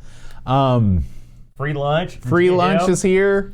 Retro Tech and Toys is here. Retro Man Cave was here. If you've got a retro in your name, you're in the right place. Yeah, man. Henrik Anderson. Everybody else. Pixels at Dawn. Life School. Hey, that's the best school to go to. Picard 2005. Remember that band? At the girls' school. No. Is that another big country thing? They were no good. They had a song and the name was the same? Yeah, that's right. That's how you know. Who sang that song? It is like big country. Come to think of it. That's why I said it. Well, I didn't get it. Who sang that song? I know what boys like. I know what guys want. I don't know. You know what I'm talking about, I know though, the right? song. I thought that was girls' school. Well. Pac Billy was here with us today. So thank you all. We record the show live every Friday around 5:30. I did not know that, Knight and Staff. Thank you, Brent. So apparently, I can click on the three dots, the hamburger menu, and see all of the participants here. I've been doing it wrong for years. Maybe my brother schooled you. Of course. You have hit rock bottom. Of course, this does not show all the people that were here at the beginning and are no longer with us. Technically, you weren't wrong. But yeah, I don't think I missed anybody, but that is very useful. Thank you, Brent. So anyway, make sure you tune in next Friday or whenever you feel like it to see us talk about Pipe Mania and our very special announcement. So, guys, Pipe Mania's running wild, brother. Oh man, there's all kinds of things to mind with Pipe Mania. All right, guys, we'll see you next week. Until then, adios. All right. Isn't Pipe Mania?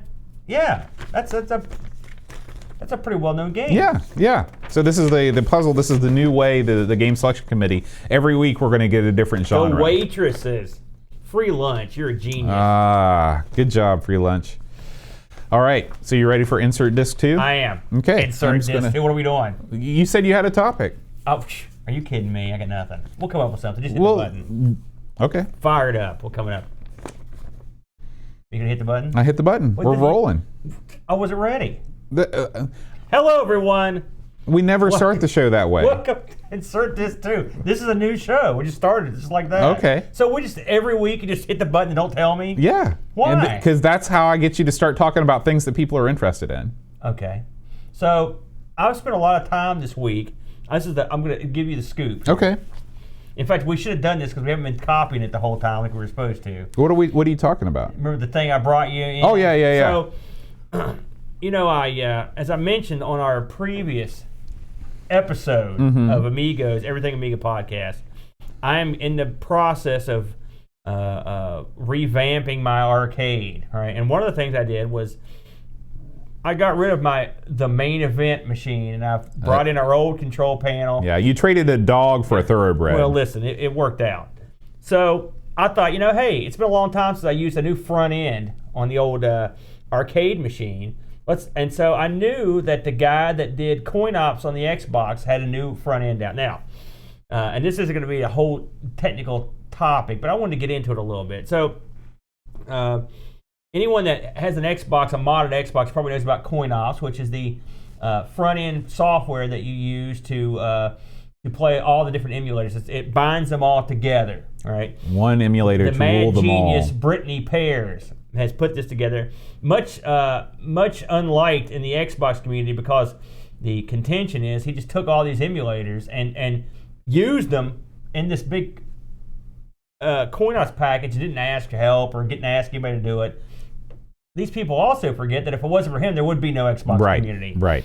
So there's that. So I mean, and Brittany is an odd cat, all right. But I mean, again, he's a crazy mad genius. So he has turned his watchful Sauron-like gaze to the PC, and he has a new thing that just came out really in the past month called CoinOps Forgotten Worlds, the newest version. So what is this? And I'm talking about it now because I'm recommending it, and that's why.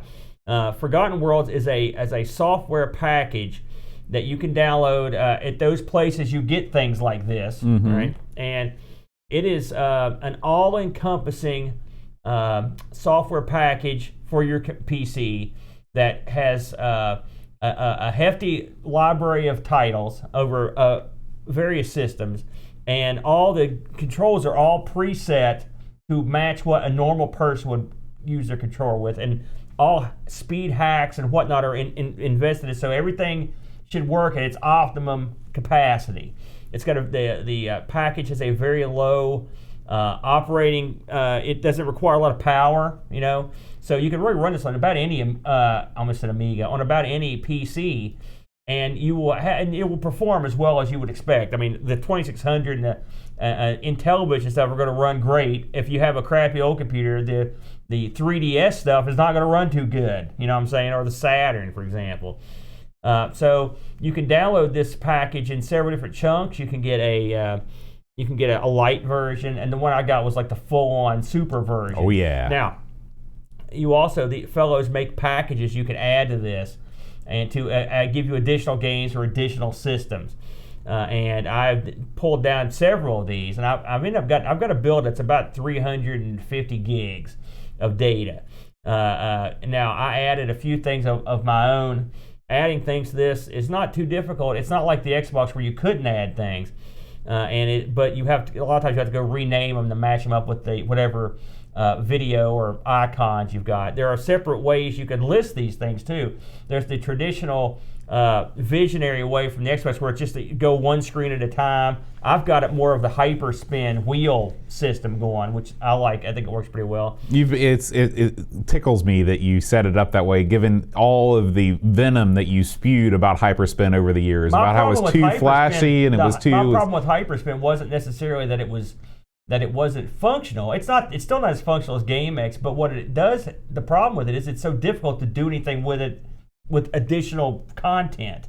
I mean, and trust me, if you've tried, it's no easy task. And unfortunately, the Hyperspin has not been updated for many years.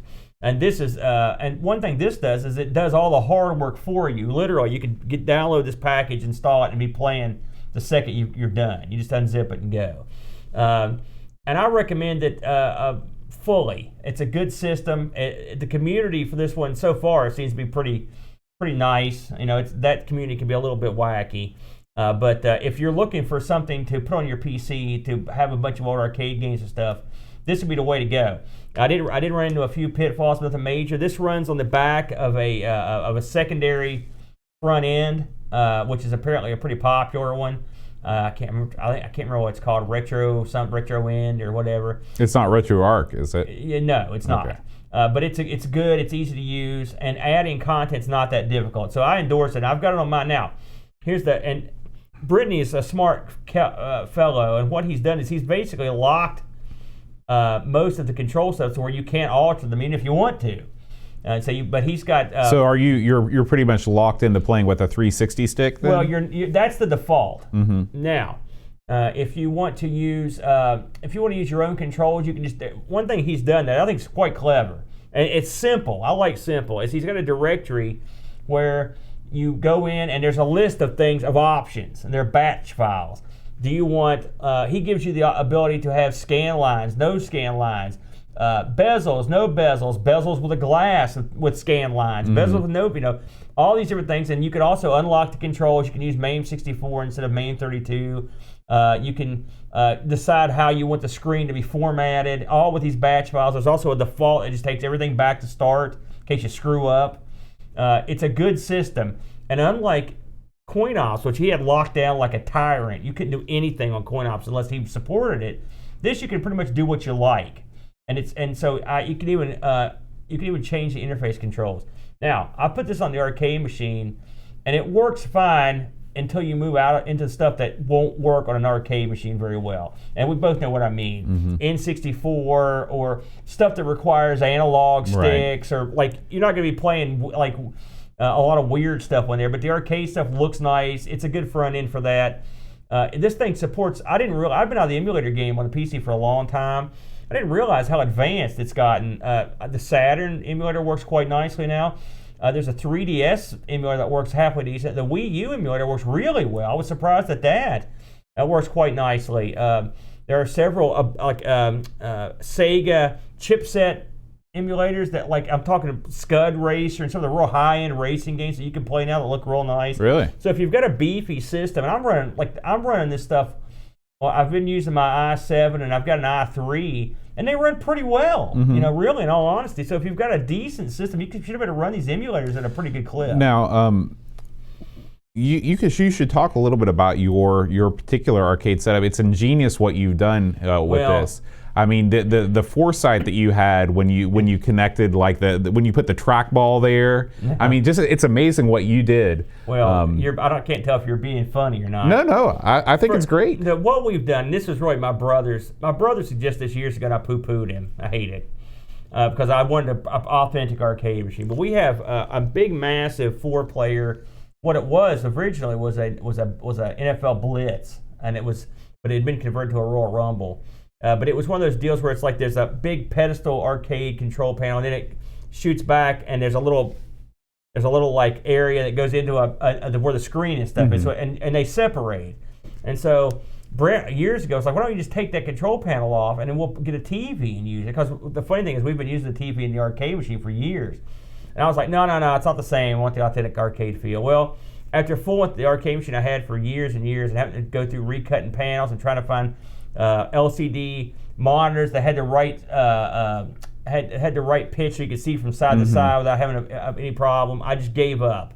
I said, listen, let's do it. I went and sold the arcade machine I had. I brought me and Brent moved the pedestal arcade control panel up, and then I just went out and got a 43-inch flat panel television, hung it on the wall, and it works great. It's so much better than I would have imagined.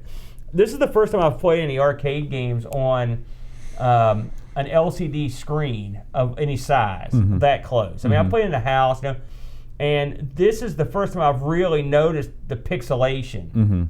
And so what I've done, and I can live with it, but what I've done is started going down the list of various scan lines and different sort of coverings to see if I can make it look better. And I found one I really like, and it actually looks quite nice. And any way it goes, if you've ever fooled with an arcade monitor, a CRT from back in the day, they can be a nonstop pain in the butt. You've got hundreds of volts going through them, and they are when you get tired of doing cap kits and stuff. I've got a Galaga at the house, and the monitor needs a cap kit done. I'm going to go ahead and pull this thing out and do the cap kit. And I'm dreading it because if you've ever done one of these old monitors, they're always dirty and nasty. The caps are coming out. Hopefully it hasn't covered hasn't leaked all over the board. Right. It's a pain. So I didn't want to do that on the arcade machine. That's why I went with the television. But it's been great. I've played the crap out of it. I've played more arcade games this week than I've played in years. Probably. Yeah, it's funny. What I'm going to do is I'm actually going to, using your build, I'm going to take the Pi that's currently out of my machine and move that into another room and basically just run an HDMI splitter out of the desktop that we're using to record this right now and run it over and actually put a TV in that arcade machine. And because I don't have HDMI in the monitor that's over there, and just run it straight out of there. You could actually get around that quite easily. I've got an adapter that goes from HDMI to DVI, and then you just hook the sound up and you're done. You don't even have to swap the monitor. You got to hook sound up to something though. Well, the little dude that I've got actually has the sound. You can do it. I mean, if you wanted to do it, if you didn't want to swap out your monitor, you could. Oh, okay, yeah. I can help you on that. Yeah, absolutely. Listen, I'd love to figure that out. Everyone knows this. Amazon has a plethora of wacky adapters and stuff, so you can adapt anything. Yeah, right here I've got a 50-foot HDMI cable for this very purpose. So, would you believe that this was like $12? I know, it's crazy. Remember when those monster ones used to cost like $100 billion? Yeah. Let's talk about the big event this weekend. The very first meeting of the Taze Valley Classic Computer Club. Oh yes, it'll be taking place when you see this. It will have already taken place if you're not watching live. It'll be taking place tomorrow. So I think it's the 23rd. I've got a couple tables, and I plan on taking we should talk about what we're taking, and then next week we'll talk about how it went. Okay. So I'm going to take the Atari XEGS with the multi-cart. In it. I'm also taking the Coco, and I'm also taking, what was the other one I was going to take? I may take my C64 HDMI Raspberry Pi project. I may take that too. What are you putting? I know you're planning on bringing the ZX Spectrum. I'm bringing the ZX Spectrum, and I'm bringing the JVC monitor that will display it. That should be fun. And I think our John is bringing his Amiga down. So I forgot. I'm also bringing that Mac. Bringing the Mac. Yeah. My goal is to have a good cross section of classic computers for people to fiddle with, and I don't know who else is bringing things or who else is coming, but I'm hoping it'll be a good time. Yeah. If we get 10, 12 people, I'd say that'll be a pretty good first meeting. Absolutely. I hope we have a nice crowd. Then we should have at least half that just by people we know. Yeah, I'm really looking forward to it. You had good news about the tables. We got the table situation. Yeah, I got a table. I've got 2 tables I'll be bringing. 2 tables. Yeah. There's a table there. So we should be okay. It should be a lot of fun. I'm going to videotape some of it, and I'll put it up this week as a show, just for fun. I'll put it up on the site to have a look at. But I don't know what we're going to do or what's going to happen. So I'm kind of looking at, interested to see what exactly we do with this thing, or what people want to talk about, or if they want to even have a proper club, or just have people just get together. It's like I said, I've never been in anything quite like this. So it'll be different. Is this the first sort of group that you've ever because you weren't in a fraternity when you were in college? No. I'm trying to think of something else. Well, I was in a copy group back in the day, but I mean, we just pirated software for 2 hours. Actually, they were a lot longer, usually 3 or 4 hours. So this will probably be the first non-illegal group I've been involved with, but and like I mentioned last week, that there's really no point in bothering. It's not like the old days where you would copy floppies all the time. It's funny. I just listened to Flack's old podcast on floppy disks, and he was talking that Sony had stopped making floppies. I believe the episode he was on was like from 2000. 7 or something like that. So it's crazy to think that Sony. I'd wager now. I bet there are more people making floppy disks now than there were then. Maybe because so. Since they've sort of came back into resurgence. vogue. Yeah. It's kind of nutty to think about that Sony. I didn't realize Sony made 70% of the floppy disks in that year. Weird. So now who knows who's making what? It's kind of crazy, but there won't be any floppies copied at this thing. In fact, I was thinking how if it was going to be a big deal because there's no internet there, but I don't think it matters. No. None of these computers can get on the internet. That's right. So we're fine. That's right. Well, we'll be back to report on that for sure. It'll be fun. I think it'll be a good time. Yeah. You got anything else going on this weekend? Oh, yeah, your wife's got something. Yeah, going Ape's on. going. She's making her maiden voyage. This is the furthest she's ever driven a car in her life. We'll be driving 2.5 hours to Lexington, Kentucky, your former home. Now you were gonna go with her, but I was going to go with her, but several things conspired against me. I was going to go at first because I like to do kendo, and that's the closest place to do kendo. Yeah. And but I emailed my sensei, and he was like, "There's no kendo this weekend. Sorry." Yeah. And so this thing runs from 9 in the morning till 6 at night. Yeah. It's a long time to sort of meander around Lexington. And she's learning. What was it? So she's doing Zumba. Zumba. Yeah, she's learning. This is a Zumba instructor seminar. So Zumba is something that we do not do very often, you and I. How do you know? Well, since I'm becoming svelte, I told my kid sensei, that if I lose the 100 pounds, I will join the Gracie Jiu-Jitsu class. So I'm gonna go in there and I might get it on. You could probably teach him a few things. Let me tell you something.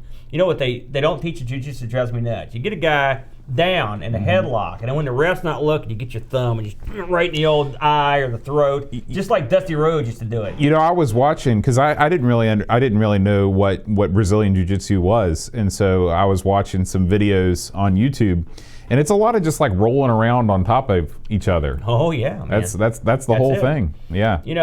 I just watched UFC last weekend, and one of the participants was a fellow named Kron Gracie. Kron.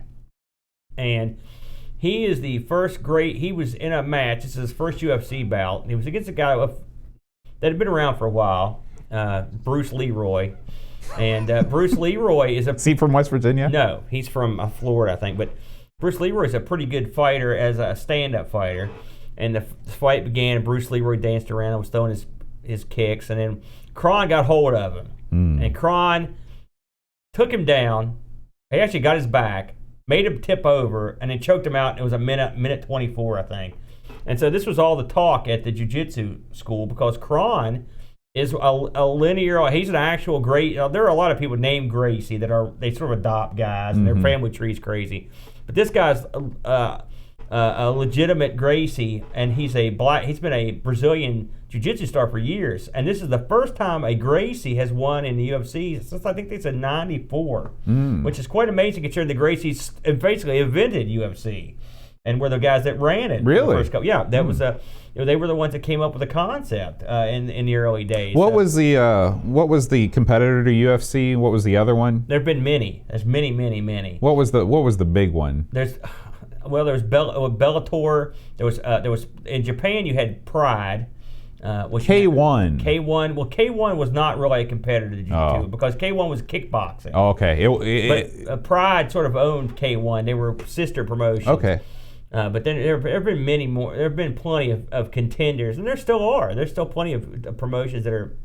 Bellator, I'd say their nearest competitor, but In other martial arts news, I'm taking an Iaido test tomorrow. Oh yeah. Yeah, testing for blue belt. Wait a minute. Where are you going to take that at? St. Albans at the dojo. Oh, I see. Okay. Then this is not the sword thing. This is the sword. This is not kendo and Iaido.